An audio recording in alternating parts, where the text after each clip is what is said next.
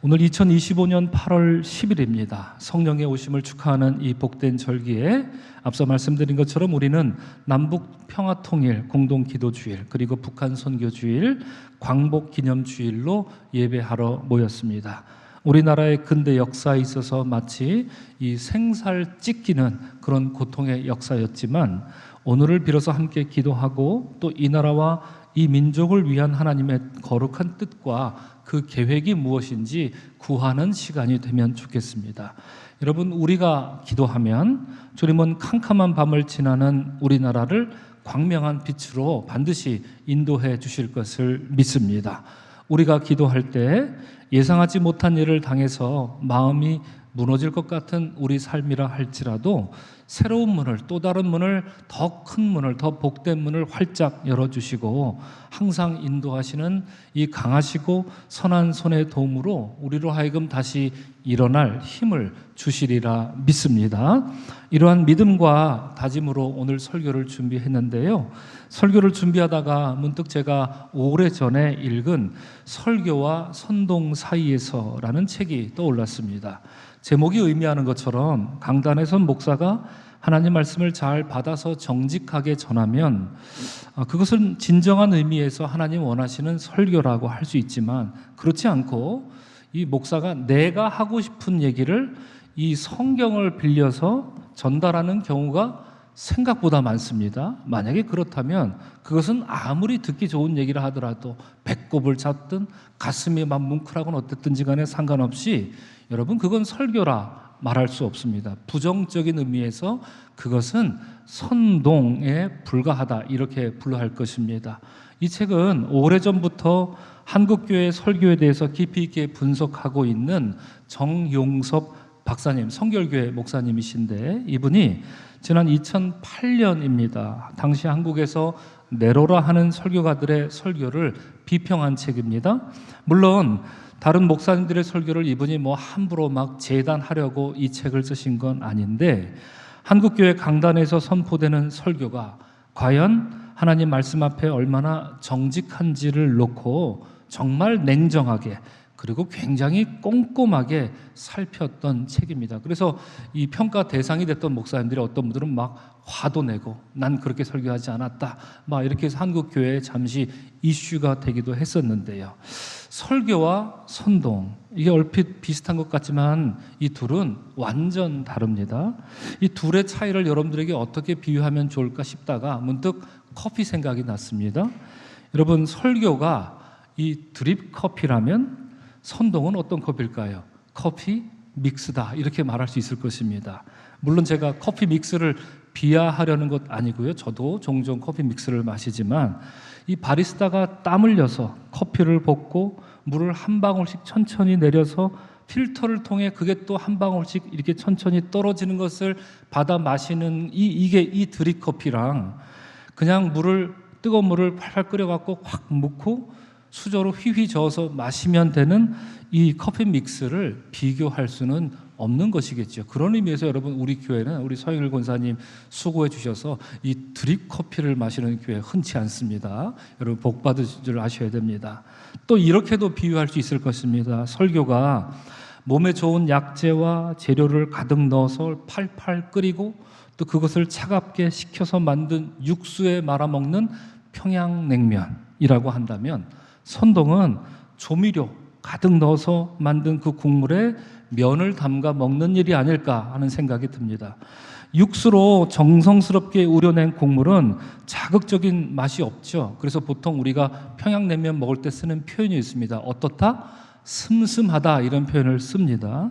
그래서 때로는 이게 무슨 맛인지 몰라서 이걸 왜 먹나 싶은 생각이 사실 5년 전 저도 그랬습니다만 일단 맛을 알게 되면 깊고 그윽한 맛도 일품이지만 무더운 여름철 아주 몸에 좋은 보양식이 되기도 합니다.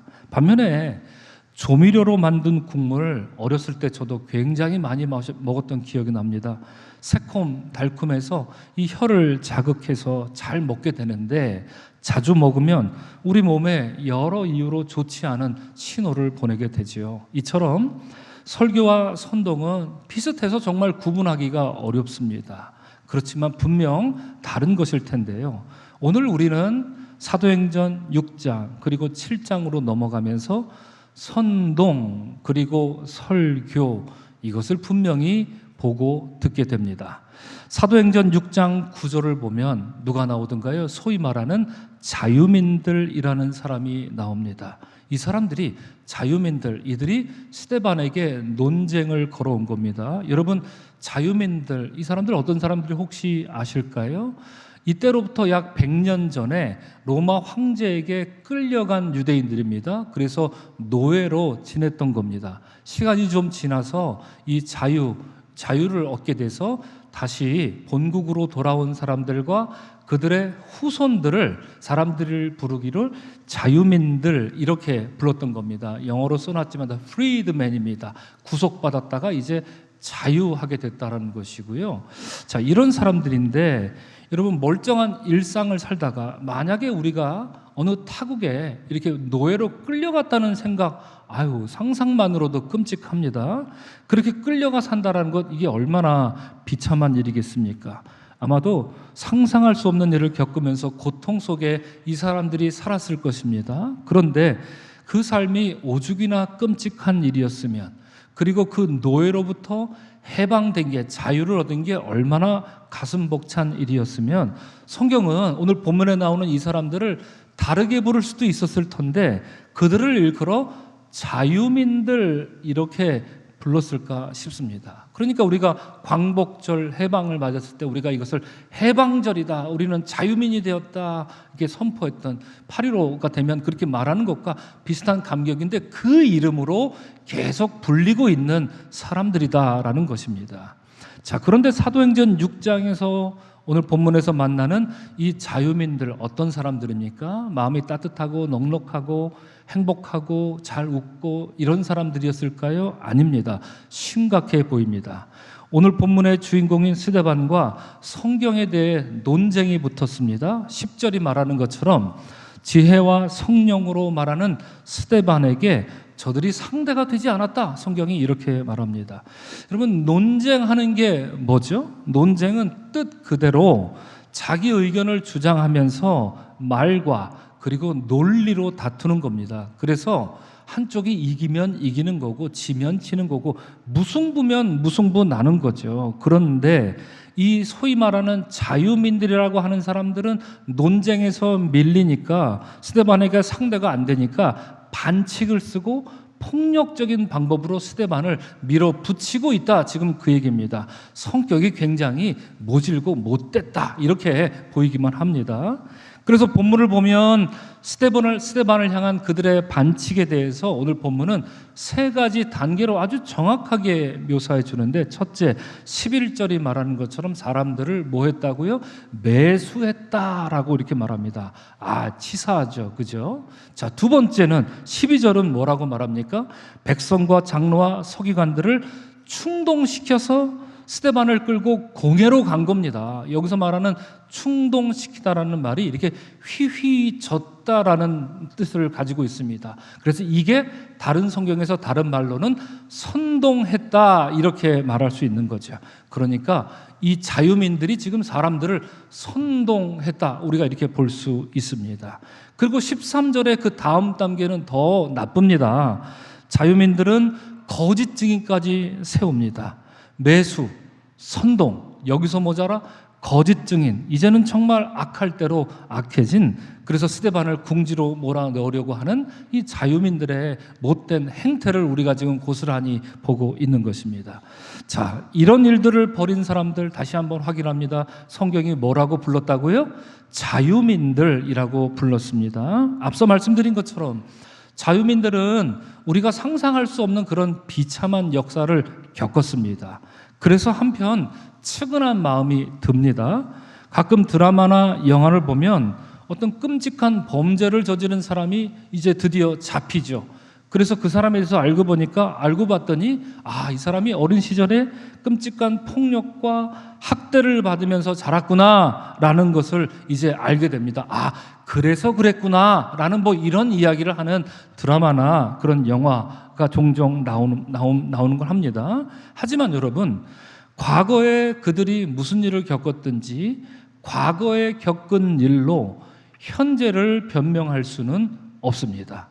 같은 일을 겪거나 혹은 그보다 더 심한 일을 겪어도 의연하게 이겨내고 성숙해지는 사람이 부지기수죠. 이런 사람들이 사실 더 많습니다. 이런 점에서 본문의 자유민들, 그들의 과거가 정말 안 됐고 불쌍하고 아이고 이렇게 혀를 칠 만한 건 맞지만 그건 그거고요. 지금 스데반과 논쟁하다가 사람을 매수하고 선동하고 거짓 증인 내세우는 것, 그래서 자기들의 목적을 이루려고 하는 것, 이것을 정당화할 수 없는 것은 물론이고요. 지금 이 자유민이라고 하는 사람들은 상당히 사악한 존재로 지금 스데반 앞에 서 있는 것이겠지요.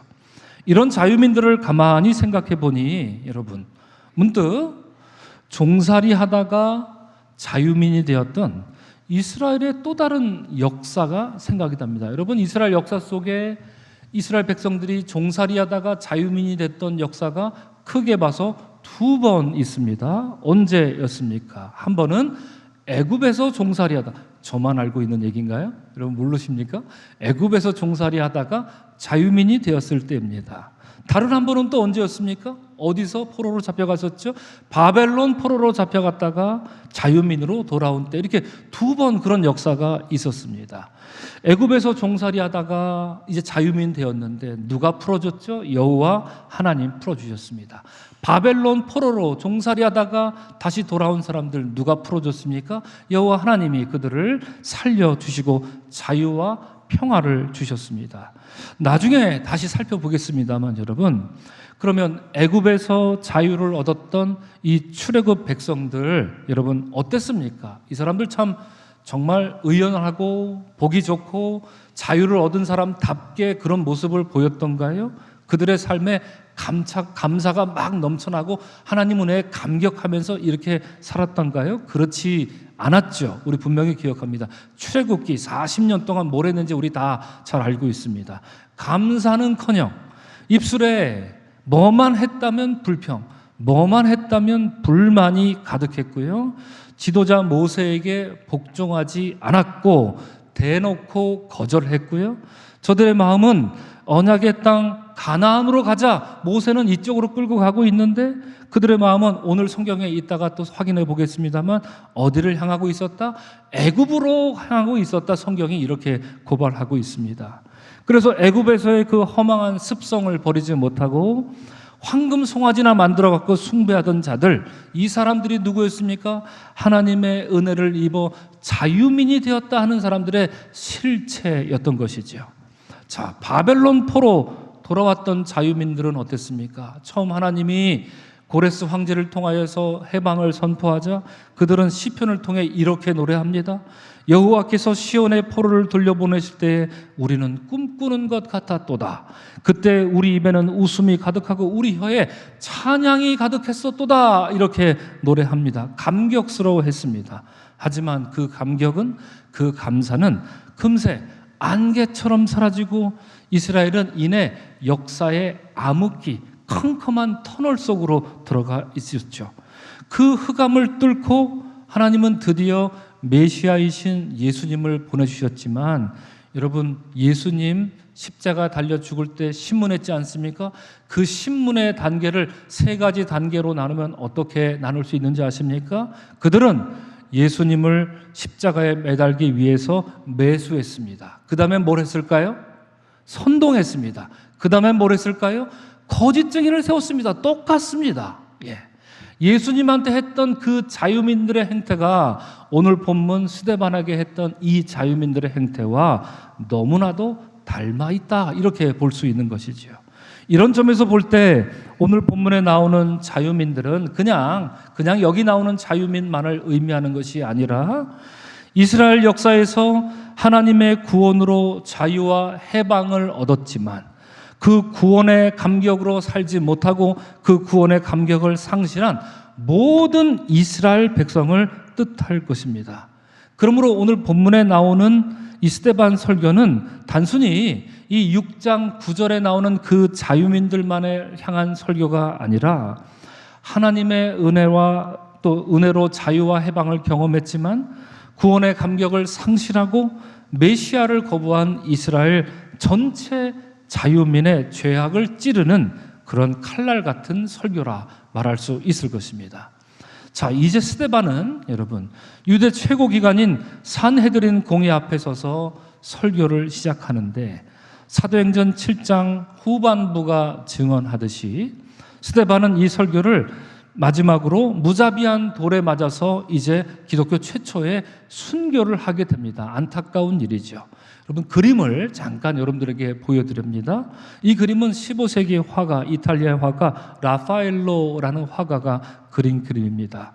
스데반이 오늘 본문에 읽지는 않았지만 이렇게 설교를 하니까 듣다 못해 사람들은 스데반을 끌고 성문 바깥으로 나갑니다. 그리고 돌로 칩니다. 바로 그 장면이지요. 스데반은 무릎을 꿇고 주 예수여 내 영혼을 받으시옵소서, 주여 이 죄를 그들에게 돌리지 마옵소서라며 이렇게 양팔을 벌려 하늘을 향해 기도하는데 저 위에 여러분 천사가 보이십니까? 아주 앙증맞은 천사가 구름을 마치 이렇게 무대 막을 이렇게 걷는 것처럼 열심히 천사들이 땀을 흘리면서 막 구름을 걷습니다. 그러자 하나님이 스데반을 향해 자비로운 손을 이렇게 내뻗어 줍니다. 참 아름다운 그림입니다. 그런데 여러분, 이 그림에서 우리가 눈여겨봐야 할 사람이 있습니다. 스데반 앞에 누가 어떤 사람이 있습니까? 스데반을 탓하듯이 손으로 이렇게 스데반을 향해 뻗고 있는 사람이 있습니다. 여러분, 이 사람이 누굴까요?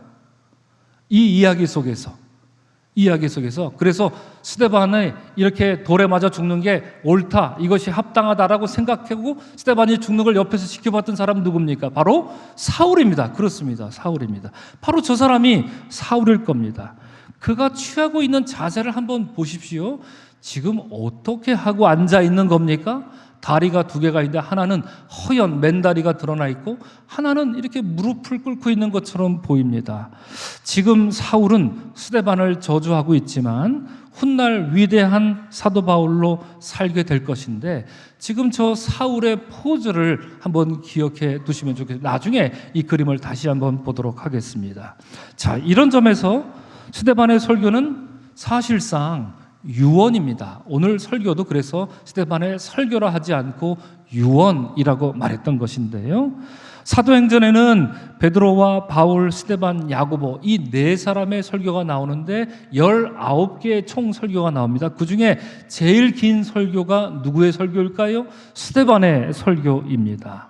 스데반의 설교는 사람의 마음을 휘저어서 자기 편 만들려고 하는 것에는 전혀 관심 따위가 없습니다. 그런 선동과 거리가 멉니다. 오히려 스데반의 설교를 처음부터 이렇게 읽다 보면 아유, 이 얘기는 좀 안 해도 될 텐데 어떻게 저런 소리 하지? 아이고, 저러다 큰일 나겠다 라는 그런 조마조마하고 노심초사하는 그런 생각이 들 정도로 자기 안위 따위에는 아랑곳 없이 하나님 주셨으니 그 이야기를 전하고 있는 거죠. 이런 걸 뭐라고 한다고요, 여러분? 이것이 설교였던 것이지요. 이런 이유로 영국의 존 스토트 목사님은 스데반의 설교에 대해서 이런 얘기를 합니다. 스데반의 설교는 자기 변호가 아니었다. 그렇죠. 자기 변호를 이렇게 하는 사람은 세상에 없을 겁니다. 그럼 뭡니까? 스데반의 설교는 그리스도에 대한 증언이다, 이렇게 말합니다. 그래서 제가 전에도 말씀드린 것처럼 증언이라는 말과 순교라는 말은 martyr, 어원이 똑같다. 증언을 누가 하느냐? 순교를 누가 하느냐? 바로 증언자가 순교자가 되었다라는 것을 우리가 이해할 수 있습니다. 자, 그러면 스데반은 이스라엘의 자유민들에게 이 설교를 통해 과연 무엇을 말하려 했을까요? 사도행전 7장 전반에 걸쳐 스데반은 이스라엘 역사를 처음부터 이렇게 다 훑어봅니다. 그래서 등장하는 인물들, 이스라엘이 가장 존경하고 유명한 존경하는 사람 누구였습니까? 누가 나올까요? 아브라함이 나오고요, 요셉이 나옵니다. 그 다음에 모세가 나오고요, 그리고 다윗과 솔로몬, 이런 5명의 등장인물이 나옵니다. 그래서 이 사람들을 지금 다 살펴볼 수는 없지만 모세의 삶을 들여다보면 우리가 스데반이 이 설교를 통해서 무엇을 말하려고 했는지 우리가 그 엑기스를 들여다볼 수 있을 것입니다. 여러분, 그래서 한번 여쭙습니다. 모세는 몇 살까지 살았습니까? 20세까지 살았습니다. 그렇습니다. 신명기가 모세에 대해서 이렇게 말했죠. 120살까지 눈이 흐려지지 않았고 기력이 쇠하지 않았다. 이런 모세의 인생인데 오늘 본문에 보면 스데반은 이 모세의 인생을 40으로 3번 끊습니다. 그래서 이 40 단위로 모세의 인생에 대해서 설명하고 있는데 첫 번째 20절에 나오는 첫 번째 40년 동안 모세는 어떻게 살았습니까? 여러분 다들 기억하시지요? 그는 출생에 있어서 어려움을 겪었지만 어디서 자랐습니까? 이집트의 왕궁에서 왕자로 자랐습니다. 자라면서 아쉬울 것 하나 없는 아주 기고만장한 그런 인생을 살았던 거죠. 이렇게 40년을 살았던 모세의 삶을 한 문장으로 말하자면 이렇게 말할 수 있습니다.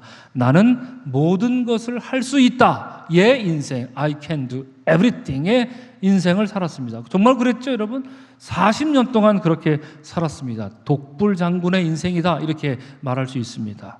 하지만 스데반은 모세의 인생에 이렇게 독불 장군으로 살아왔던 모세의 인생에 문제가 생긴 것을 지적합니다. 뭐든지 다 할 수 있을 것 같았던 그의 인생이었지만 모세는 살인을 저지른 뒤에 미디안 광야로 도망쳐서 거기서 또 다른 40년의 인생을 삽니다. 이때 모세를 일컬어서 제가 TBC 강의 때도 강조하면서 말씀드렸는데 이때 인생은 이렇게 말할 수 있죠. 나는 아무것도 할 수 없다의 인생. I cannot do anything. 나는 아무것도 할 수 없다의 인생. 고립무원의 인생을 살았던 40년의 시간이 있었다라는 것이죠.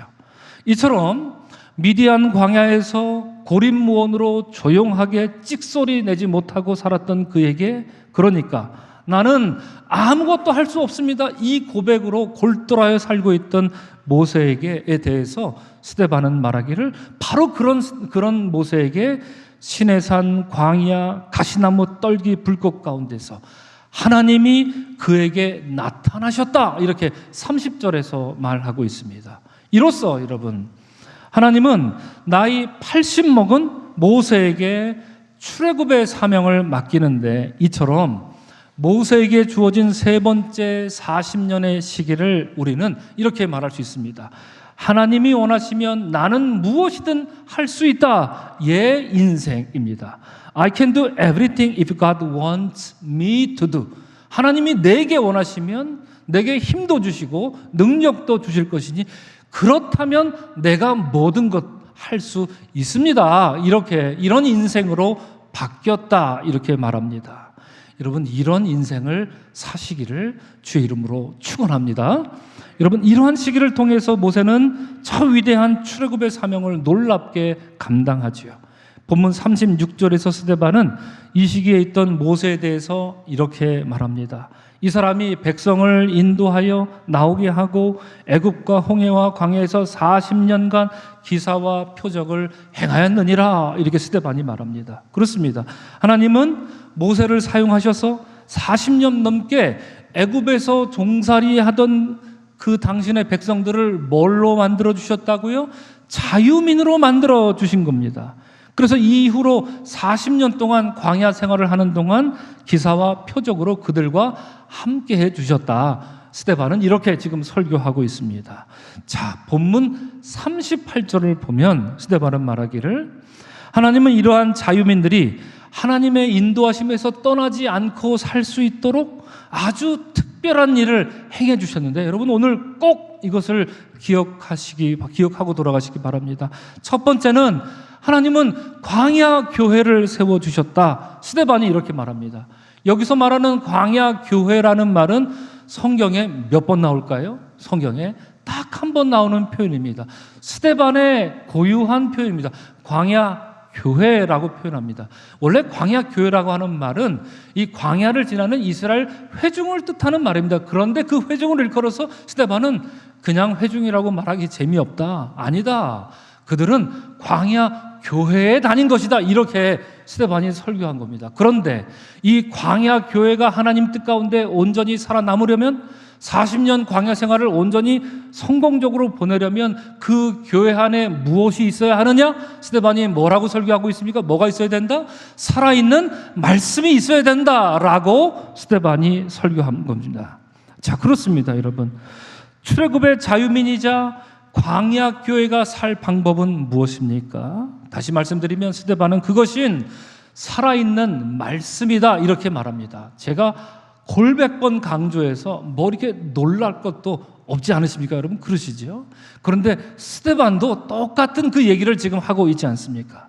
하나님의 말씀이 진액이 풍족하고 빛이 청청하면 그 어떤 환난과 고난을 당한다 할지라도 광야 교회는 살 것이지만, 그렇지 않고 하나님 말씀이 메말라서 시들시들하고 들어도 듣지 못하고 보아도 보지 못한 그런 광야 교회라면 그 교회는 이미 죽어버린 교회다. 스데반은 지금 그 설교를 하고 있는 것이지요.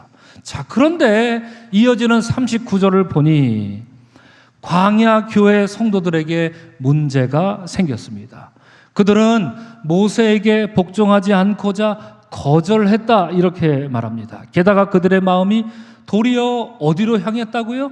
애굽으로 향했다는 겁니다. 이들의 목적지는 어디입니까? 언약의 땅 가나안인데 그리로 가지는 못할지언정 정반대 애굽의 수치, 다시 애굽으로 돌아가려고 아등바등하며 모세에게 반대하고 모세를 거절했다. 스데반은 이렇게 설교하고 있습니다. 여러분, 제가 설교 처음에 인용했던 그 설교와 선동 사이에서 그 책을 쓰신 정영석 목사님은 다른 책에서 이 말씀이 사라져버린, 말씀이 메말라버린 한국교회를 향해서 영적 골다공증에 걸렸다 이렇게 말했습니다. 하나님 허락하셔서 한국교회가 많이 부흥했지 않습니까? 그렇습니다. 많이 부흥하고 대형교회도 많이 세워지고 그렇게 됐습니다. 그런데 등치는 큰데 몸집은 좋은데 가만히 면밀히 조사해 보니 골격은 그럴싸하지만 들여다보니 그 뼈에 구멍이 송송송송송송송 나 있다는 얘기입니다. 그래서 후 불면 곧 쓰러져 버릴 것 같은 그런 교회의 모습을 일컬어서 영적 골다공증이라 이렇게 불렀습니다. 지금 여러분, 출애굽 자유민으로 구성된 광야 교회가 지금 그 상황이다 말하고 있는 것이죠. 스데반은 그렇게 말하고 있습니다. 그들은 애굽의 종살이로부터 자유를 주신 하나님 말씀을 거절하고 다시금 굴종의 애굽, 죽음의 애굽으로 퇴행하는 죽어버린 광야교회가 되었다고 스데반이 고발하고 있는 것입니다. 오늘 2부 예배 나오신 사랑하는 성도 여러분, 생각해보니 여러분, 우리는 어떨까 생각을 해봅니다. 우리도 죄에서 종노릇하다가 예수 그리스도의 은혜로 자유함을 얻어서 우리도 자유민이 되었습니다. 그리고 오늘 특별히 우리가 기념하는 것처럼 이 나라와 이민족, 그야말로 8.15 광복을 통해서 하나님 우리에게 자유와 해방을 허락해 주셨죠. 우리나라, 이 나라 이민족도 자유민이 되었습니다. 그러므로 오늘 본문 스데반의 설교는 성경에 나오는 이스라엘의 자유민만을 위한 이야기가 아니라 오늘을 살아가는 우리를 향한 설교요, 자유를 경험한, 해방을 경험한, 광복절을 경험한 이 나라 이민족을 향한 스데반의 설교로 들어야 할 것입니다. 그러나 자유인으로서 살아가는 우리들의 신앙은 어떻습니까? 이 나라 이민족의 현재는 어떻고 또 미래는 어떠하겠습니까? 광야 교회로서 우리 각자와 우리 가정과 우리 교회와 그리고 한국 교회, 한국 사회와 대한민국은 어떻습니까? 스데반은 자유인에게, 자유민이 된 우리에게 지금 그걸 묻고 있는 것이지요. 그래서 이런 질문을 우리에게 던질 것입니다. 여러분은 모세에 앞서 제가 소개한 이 세 가지 40년 인생 중에 몇 번째 인생을 살고 있느냐, 이 질문을 던지지 않겠습니까?